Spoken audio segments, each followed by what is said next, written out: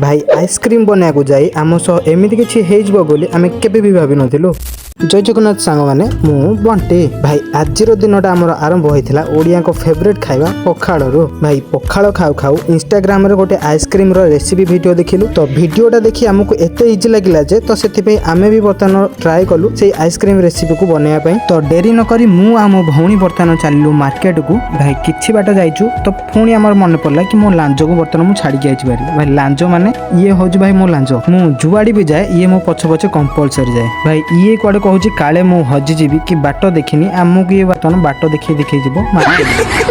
भाई किछि समय पर आम मार्केट ब्रेड आउ काजू एमती किछि जिनस धरिक आसिलु। भाई किछि बाट गला पर आम निजे जाइलु कि जी आमको रास्ता देखियो बेली आगे जाउथला से निजे ही बर्तमान रास्ता भूली गला।